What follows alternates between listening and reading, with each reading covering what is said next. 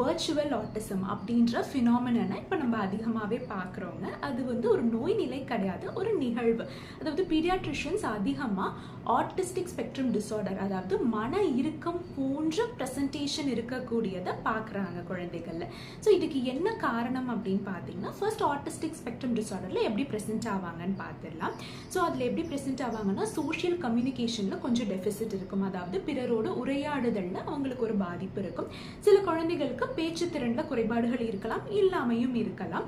அடுத்து restricted interest இருப்பாங்க, ஒரு குறிப்பிட்ட விஷயங்கள்ல மட்டுமே அவங்களோட அதிகமான கவனங்களை செலுத்துறது. ரெப்பிட்டேட்டிவ் பிஹேவியர்ஸ், ஒரே செய்கையை திரும்ப திரும்ப செய்யறது. இது போன்ற பிரசன்டேஷன்ஸ் தான் நம்ம ஆட்டிஸ்டிக் ஸ்பெக்ட்ரம் டிஸார்டர் உள்ளக்கூடிய குழந்தைகள்ல பார்க்குறோங்க.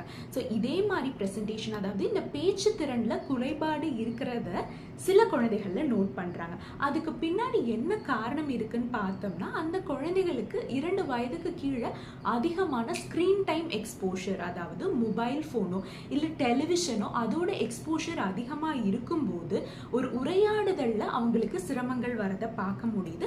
அதே போல் அவங்களோட ஸ்பீச் டெவலப்மெண்ட்லேயும் நிறைய இஷ்யூஸ் வரதை பார்க்க முடியுது.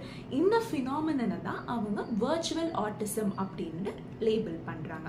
ஸோ இதை எப்படி ஓவர் கம் பண்ணலான்னு பார்த்தீங்கன்னா, ஒரு விஷயம் தெரிஞ்சுக்கோங்க. 2 வயதுக்கு கீழே இருக்க குழந்தைகளில் நோ ஸ்க்ரீன் டைம் அப்படின்னு சொல்லிட்டு எல்லா பீடியாட்ரிக் அசோசியேஷன்ஸுமே லேபிள் பண்ணியிருக்காங்க. ஸோ கண்டிப்பாக 2 வயசுக்கு கீழே இருக்க குழந்தைகளுக்கு டைரக்ட் ஆர் இன்டைரக்ட், அதாவது பேக்ரவுண்டில் ஒரு நாய்ஸோட இருக்கிறது, அந்த குழந்தைகள் விளையாடிட்டே இருக்காங்க, ஸ்டில் பேக்ரவுண்டில் ஒரு டெலிவிஷனோட நாய்ஸோ ஒரு மொபைலோட நாய்ஸோ இருந்தாலும் அதுவும் நேச்சுரலாக அவங்கள வந்து டைவர்ட் பண்ணுங்க. So indirect as well as direct exposure of screen time குழந்தைகளுக்கு 2 வயசுக்கு கீழே கண்டிப்பாக இருக்கக்கூடாது. முதல் விஷயம். 2வது விஷயம், குழந்தைகள் யாரை பார்த்து கற்றுப்பாங்க? பேரண்ட்ஸை பார்த்து தான் கற்றுப்பாங்க. ஸோ அந்த மாடலிங் பிஹேவியர் பேரண்ட்ஸ் கிட்ட கண்டிப்பாக இருக்கணும். ஸோ இந்த பிஸி வேர்ல்டில் பேரண்ட்ஸ் பிஸியாக இருக்காங்க, 2 பேருமே ஒர்க்கிங்கில் இருக்காங்க, அது எல்லாமே அக்செப்டபிள்.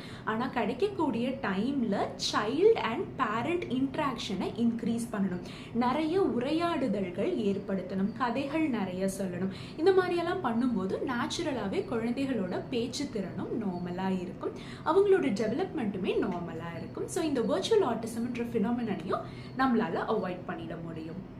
தேங்க்யூ.